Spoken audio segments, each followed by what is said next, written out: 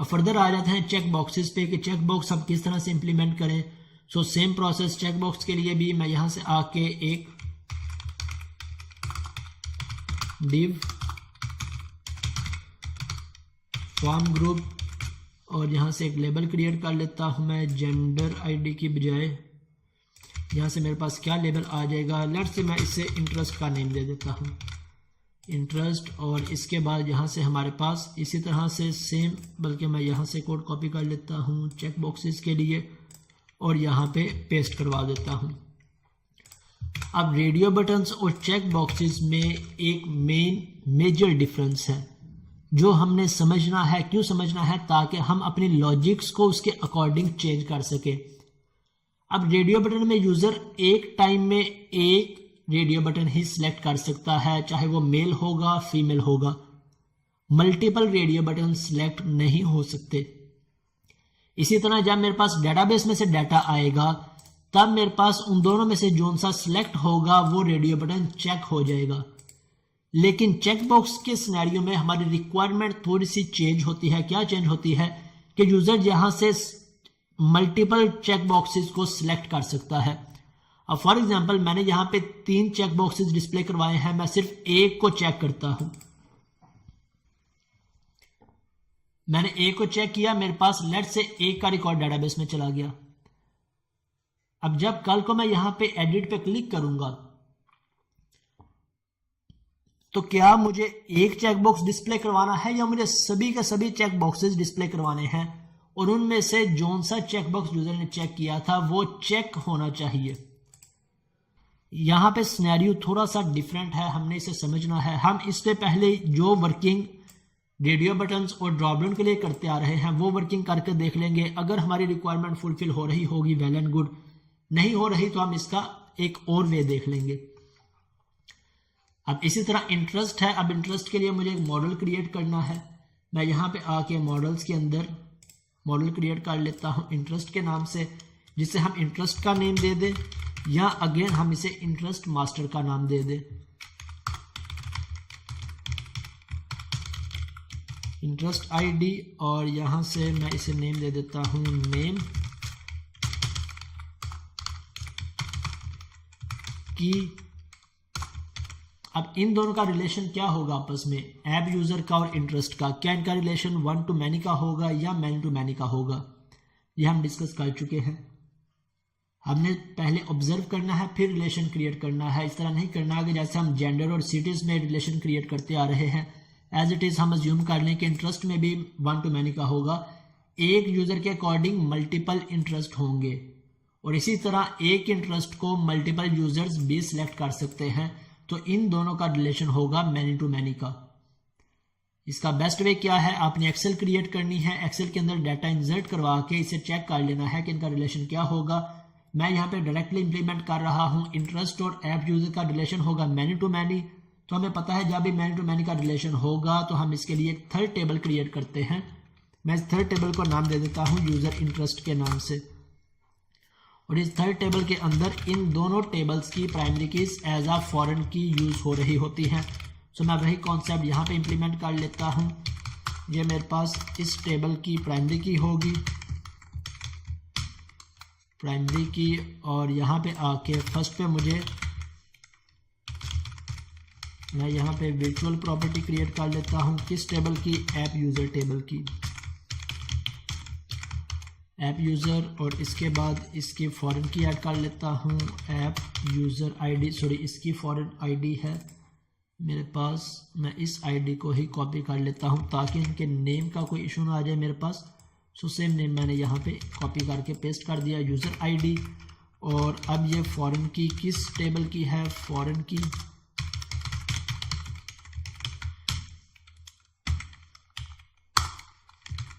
यहाँ पे आके मेरे इस टेबल की, तो मैं यहाँ से टेबल नेम ऐड कर लेता हूँ और यहाँ पे आईडी। और इसी तरह अब मैं यहाँ से आके इंटरेस्ट को भी ऐड कर लेता हूँ, इंटरेस्ट, यूज़र इंटरेस्ट और इंटरेस्ट आईडी। अब इस टेबल का रिलेशन हमने इन दोनों टेबल से क्रिएट कर लिया, तो अब यहाँ पे हमने इन दोनों टेबल्स की नेविगेशन प्रॉपर्टी ऐड कर ली। अब हमने यहाँ पे भी नेविगेशन प्रॉपर्टी ऐड करनी है, किस टेबल की, इनके इस मैपिंग या थर्ड टेबल की। तो यहाँ पे मैं वापस आ जाता हूँ, यहाँ पे आके मैं इनकी नेविगेशन प्रॉपर्टी ऐड कर लेता हूँ, वर्चुअल और यूज़र इंटरेस्ट और यूज़र इंटरेस्ट। अब ये वर्चुअल प्रॉपर्टी ऐड करते हुए हमने ऑब्जर्व करना होता है कि क्या मेरा सिंगल ऑब्जेक्ट होगा या लिस्ट ऑफ ऑब्जेक्ट होंगे। हम कैसे ऑब्जर्व करें, हम सिंपल सिनेरियो को ऑब्जर्व कर लें, क्या ये यूज़र एक ही इंटरेस्ट सेलेक्ट कर सकता है या मल्टीपल इंटरेस्ट सेलेक्ट कर सकता है। अगर एक इंटरेस्ट सेलेक्ट कर सकता है तब यहाँ पे एक ऑब्जेक्ट होगा, अगर मल्टीपल इंटरेस्ट सेलेक्ट कर सकता है तब हम यहाँ पे इसे लिस्ट ऑफ ऑब्जेक्ट सेलेक्ट कर लेंगे या आई इन्यूमरेबल सेलेक्ट कर देंगे, और सेम मेरे पास इंटरेस्ट में भी आ जाएगी। एक इंटरेस्ट को मल्टीपल यूजर्स एक्सेस कर सकते हैं, मल्टीपल यूजर्स का रिकॉर्ड किस में है, यूजर इंटरेस्ट टेबल में। तो ये हमने इनका रिलेशन क्रिएट कर लिया, मैन टू मैनी का रिलेशन डिफाइन कर दिया। अब नेक्स्ट स्टेप क्या है, हमने डीबी कॉन्टेक्स्ट में से रजिस्टर करवाना है। सो यहाँ से इंटरेस्ट और इसके बाद अगेन कंट्रोल सी भी प्रेस करूँगा। सो यहाँ से यूज़र इंटरेस्ट और यूज़र इंटरेस्ट, मैं यहाँ से कंट्रोल शिफ्ट भी कर लेता हूँ। एक दफ़ा अपने प्रोजेक्ट को रीबिल्ड कर दिया ताकि कोई एरर हो तो डिस्प्ले हो जाए, अदरवाइज इस पे माइग्रेशन अप्लाई कर लेते हैं। Add migration, edit interest models.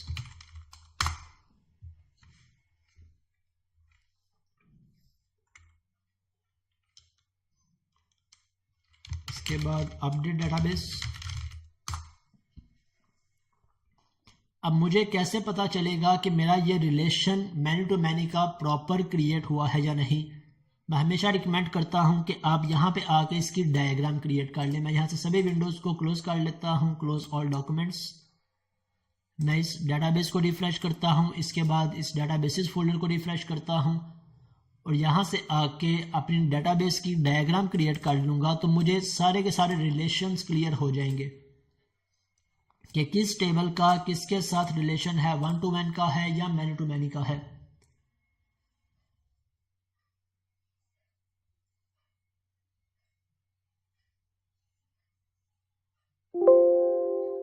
Okay, मेरे टेबल्स ऐड हो गए।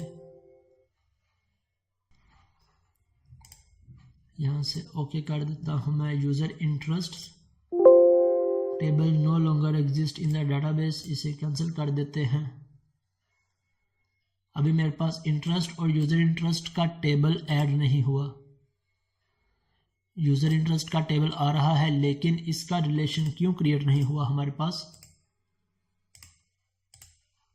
यूजर इंटरेस्ट,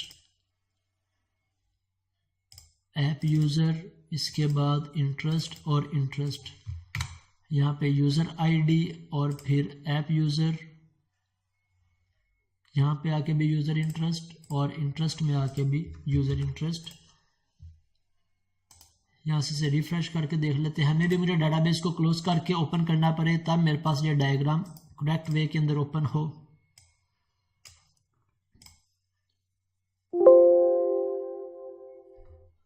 ओके, मुझे इसे क्लोज करके ओपन करना पड़ेगा, तो इसमें टाइम कंज्यूम नहीं करते, आपका इसी तरह से ये रिलेशन क्रिएट कर देगा। अब मैं फर्दर आ जाता हूं। अब हमने यहां से आके चेक बॉक्सेस कैसे सेंड करने हैं, मैं यहां से इंटरेस्ट को भी डाटाबेस में से ऐड करवा लेता हूं। मैं लेट से यहां से C# इंटरेस्ट को ऐड करवाता हूं, जावा, और इसके बाद यहां से PHP ASP.NET, कोई भी इंटरेस्ट हम ऐड करवाना चाहें मैं यहाँ से इंटरेस्ट ऐड करवा लेता हूँ। अब ये सभी के सभी इंटरेस्ट मुझे कहाँ पे डिस्प्ले करवाने हैं, हमने डिस्प्ले करवाने हैं यूज़र के इस मॉडल में।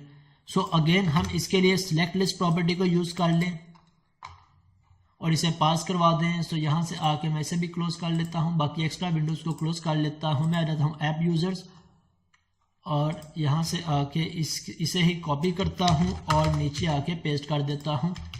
मेरे पास इंटरेस्ट लिस्ट आ गई, इंटरेस्ट लिस्ट, और यहाँ से मैं इसे कर देता हूँ चेकबॉक्स इंटरेस्ट लिस्ट, और फिर इस सारी लाइन को कॉपी करते हैं अपने पास। कॉपी करने के बाद यहाँ पे इसे पेस्ट करवा देते हैं और यहाँ से मेरे पास इंटरेस्ट लिस्ट आ गई और कॉन्टेक्स्ट डॉट इंटरेस्ट लिस्ट, और यहाँ से जेंडर आईडी की बजाय मेरे पास क्या कॉलम होगा, इंटरेस्ट आईडी का कॉलम होगा। अब इसे कैसे डिस्प्ले करवाना है, जो कोड हमने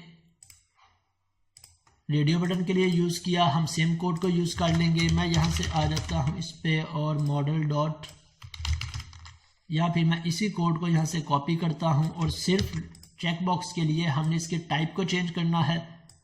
तो मैं यहाँ से इसी कोड को कर देता हूँ रिमूव और इसके अंदर आके इस कोड को पेस्ट किया, input type equal to checkbox, और ये किसके साथ बाइंड हो गई।